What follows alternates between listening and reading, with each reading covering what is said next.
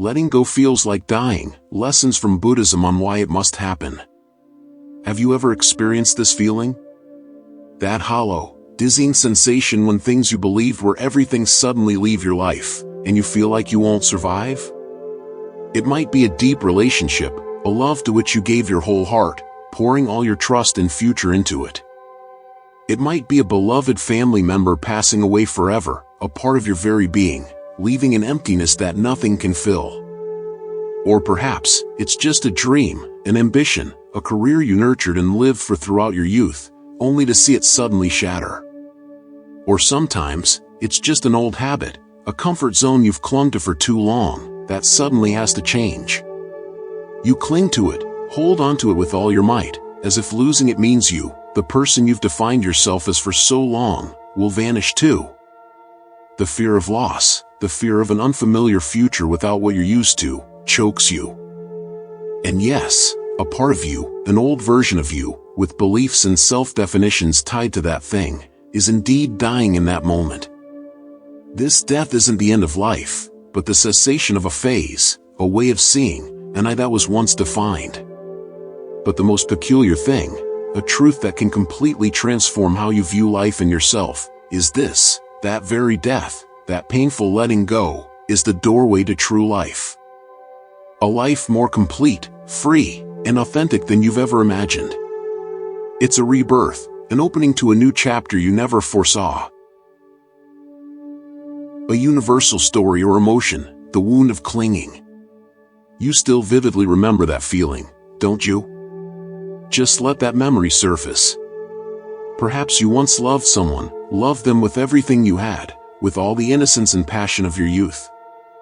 You placed your entire world, your whole future and happiness, into that relationship.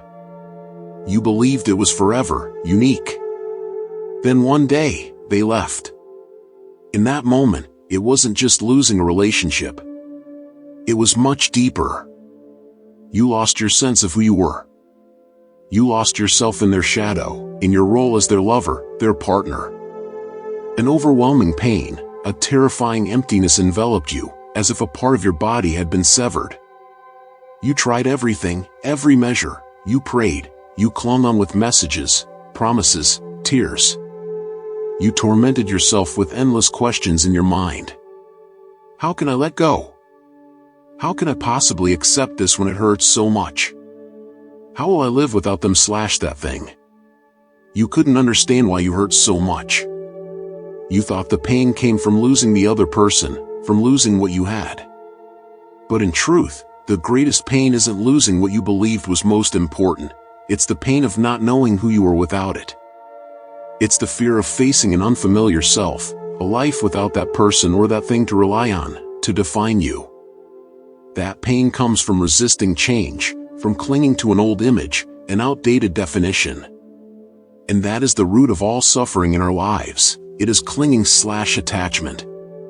Clinging to people, to things, to ideas, to memories, to the past, to expectations about the future, and especially to the self you've constructed, that fragile self, always needing protection and gratification. This very clinging is the invisible chain that binds your soul, preventing your freedom.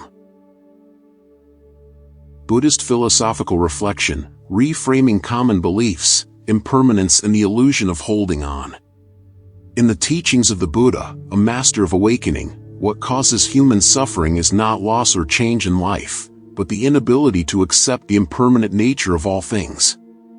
In this society, from childhood, we are constantly taught to hold on, to control, to possess. To hold on to happiness tightly. To control every situation.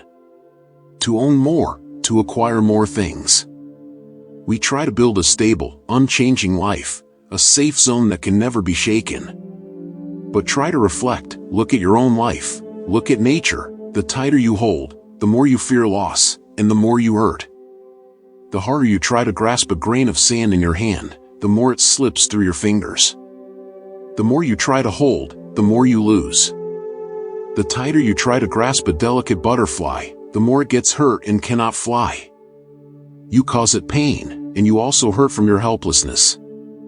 When you try to control a person, a situation, an emotion, or even a thought, you fall into fear, fear of loss, fear of betrayal, fear of inevitable change. In this way, you create a vicious cycle of anxiety, stress, and suffering for yourself. You fight against something that cannot be defeated, the law of change. The Buddha taught a completely different perspective, a liberating truth, a truth that will free your soul. Letting go is not losing anything. It is merely releasing what does not belong to you, what cannot inherently be held. It sounds simple, perhaps even hard to believe, but to truly understand and practice this requires immense courage and deep insight. Letting go is not abandoning or denying reality. It is not apathy or irresponsibility. Letting go is allowing things to unfold naturally, not trying to control what is beyond your capacity. It is accepting that life is a flow, and you are part of that flow, rather than trying to block it. Letting go, in essence, is the death of the old self, the self bound by expectations, by illusions of possession, and by the fear of loss. That self is an ego constructed from the stories you tell yourself, from past experiences, from external conditions. When we let go, that old self dissolves, and a new space opens up for a more authentic, freer being, no longer bound by outdated definitions. It is a liberation from the burden of your own making. Awakening message, a concise, profound lesson in the journey of rebirth. No one teaches us that letting go is also a spiritual journey, a journey that requires exceptional courage and patience. It hurts. It hurts deeply. Because it touches the deepest fears, the things we've clung to for so long, even those that defined who we are. It's slow. It doesn't happen overnight. It's a gradual process, breath by breath, moment by moment of realization and surrender. Like a tree that needs time to shed its old leaves. It feels like dying. A part of you, a part you've been connected to, lived with, will no longer exist. It demands that you face emptiness, face the uncertainty of a new version of yourself. But look at nature, for nature is the greatest teacher of letting go. A tree must shed its old, withered leaves, which have completed their purpose, so that life sap can flow to new buds, ready to embrace a new spring. If it holds onto its decaying leaves, it cannot grow. A snake must shed its old, tight skin, no longer suitable for its growing body, so it can grow larger and move more easily, more flexibly. And a butterfly, before it can fly freely in the sky, must go through the chrysalis stage, which appears to be a death, a complete ending. But it is precisely this death within the chrysalis that is the prerequisite for the miraculous metamorphosis into a butterfly, for a completely new life, full of color and freedom. Similarly, you must shed the old, the unfitting, what is draining you, so that spring can arrive in your soul. So that new, beautiful things, new opportunities can sprout and flourish. Perhaps you're not ready to forgive the person who hurt you. Not ready to forget the scar in your heart. That is completely natural and understandable. You don't need to force yourself. But you can start with a small, yet incredibly powerful, action, to stop clinging. Stop feeding the painful story in your mind. Stop holding onto that binding rope, whether in thought or emotion. Refuse to recreate the pain every day. Because in truth, when you stop trying to hold on, you'll truly see, you never lost anything in the way you imagined. The things you had, the memories, the lessons, the experiences, they are still a part of you, but in a different form. It's just a part that no longer fits, a chapter that has ended, being invited to leave, to make way for a new growth, a new space in your soul. This is rebirth right in this life, right in the moment you let go. A liberation you can experience right now. The noble power of letting go. So what are you clinging to that is draining you, that makes your heart heavy every day? A relationship that ended? A dream unfulfilled? A past criticism? A fear about the future? Do you dare to let it go, even if only in thought, right now, with this very breath? Remember, letting go does not make you weak.